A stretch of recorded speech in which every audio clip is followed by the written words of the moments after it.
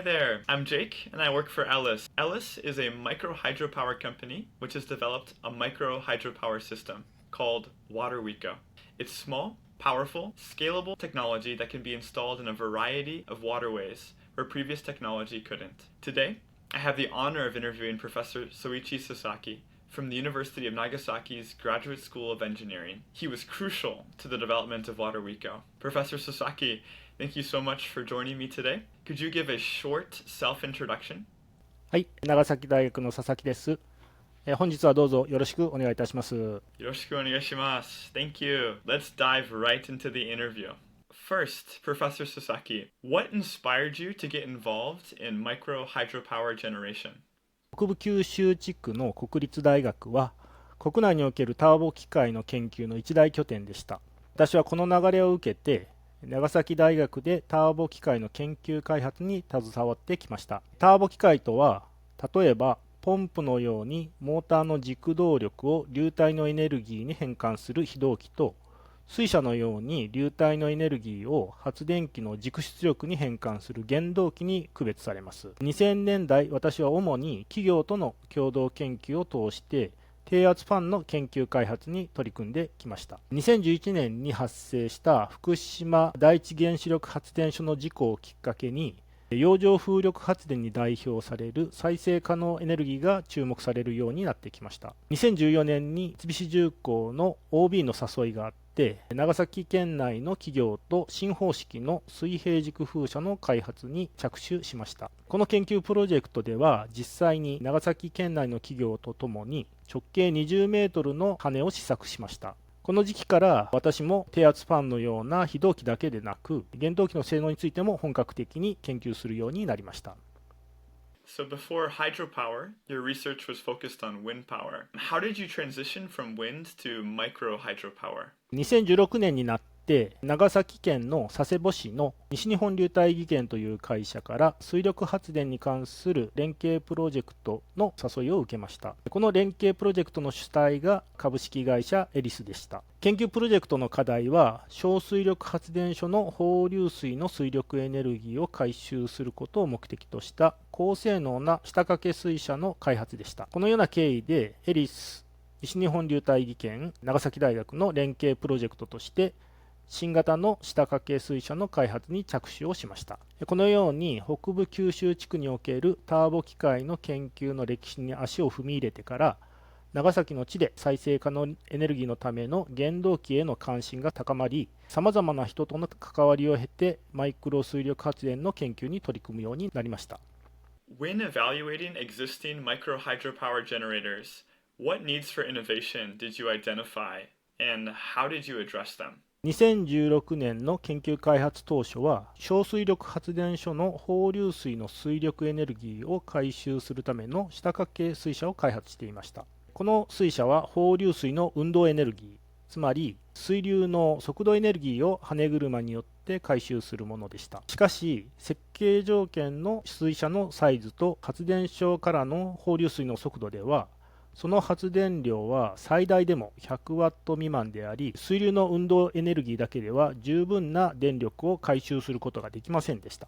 So originally you were developing an undershot type water wheel, but the output was quite low. So how did this lead you to the development of WaterWeco's design? このような経緯から、次期開発対象の水車として、これまで岡山県の新見市の水力発電所で運用実績のある胸掛け水車を採用することにしました。この水車は羽車の半径程度の落差を利用することに特徴があります。例えば秒速1メートルで流れる1メートルの有効落差は洪水レベルの河川の流速に相当するおよそ秒速4メートル以上の運動エネルギーに匹敵します。従来の新見市の水車には半径型の経験的な羽形状が採用されていました。羽車の性能を向上させるためには、この羽形状を設計パラメータに基づいて最適化することが必要であると考えました。この水車性能を最適化するための模型試験では、その羽枚数や羽の角度などの設計パラメータが及ぼす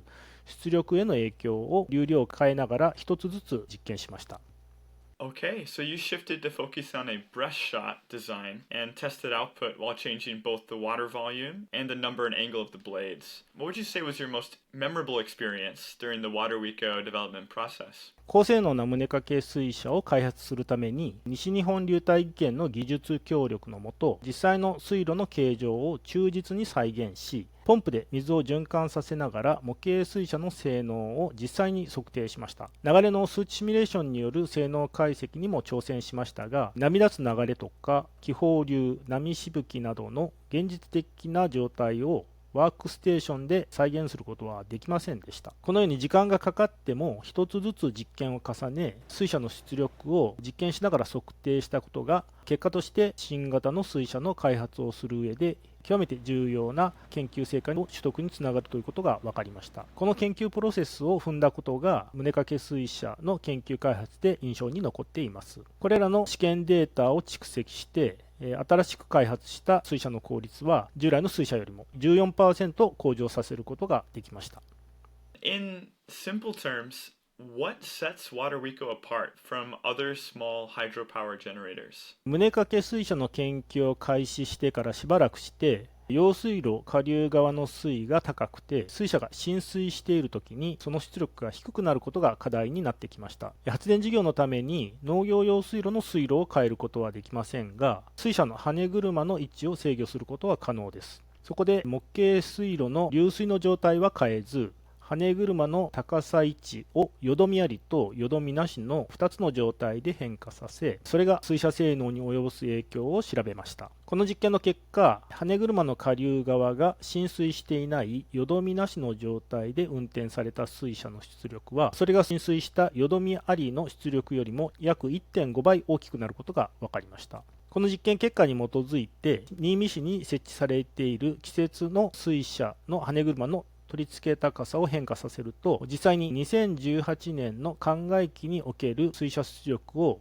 2017年の同時期の出力よりも大きくすることができました。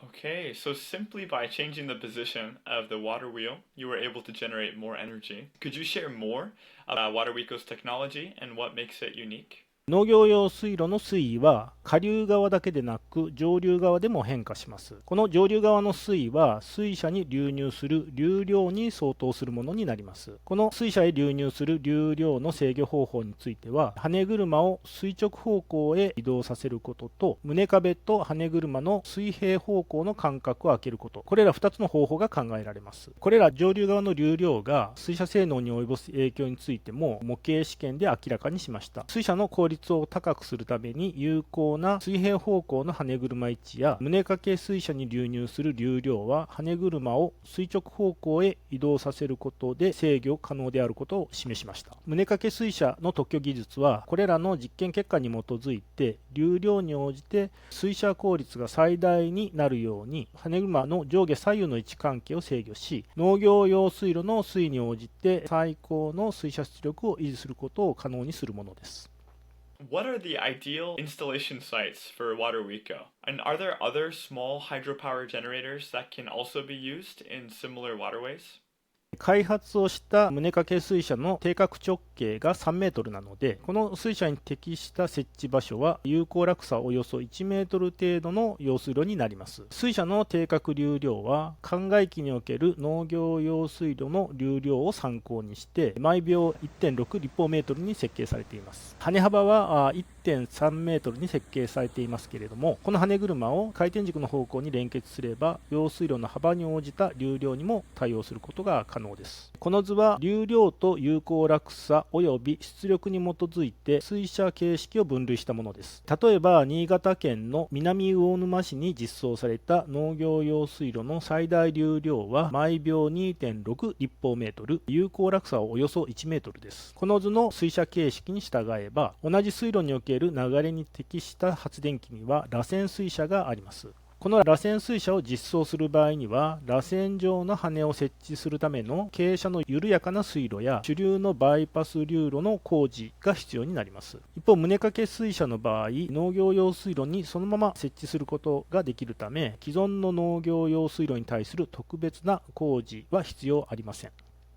How do you envision this patented technology contributing to the world? 再生可能エネルギーを回収する発電機の設備稼働率については、一般に太陽光発電で 12%、風力発電で 20% に対して、小水力発電は 70% と突出して高いことに特徴があります。これは水力発電が昼夜や四季の変化によらず、安定してエネルギーを回収することが可能である特徴を有することによるものです。農林水産省の統計によれば、農業農村整備事業により整備された国内の水力発電施設の合計出力は 2.2 万キロワットであり、これらの地区には100キロワット級の小水力発電所が設置されました。一方、国内における農業用水施設の未開発の包蔵水力は約12万キロワットであり、まだ 65% の水力資源が有効利用されていません。国内の農業用水路は必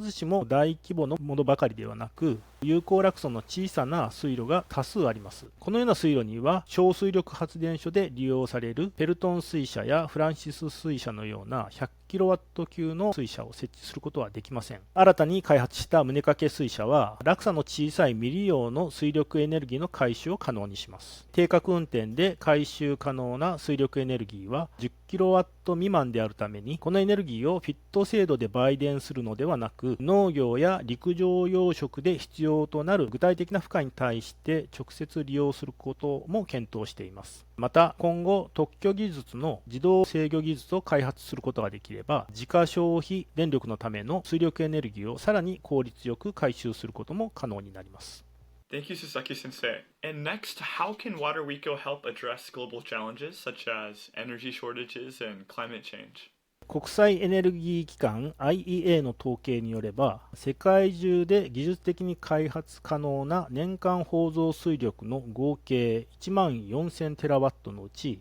約8000テラワットアワーは現在でも経済的に開発可能と考えられています。この経済的に開発可能な包蔵水力のうち、2600テラワットアワーは建設中のものも含めてすでに運転中です。残された包蔵水力の大部分はアフリカ、アジアおよびラテンアメリカにあることが報告されています。この経済的に開発可能な未利用の包蔵水力5400テラワットアワーは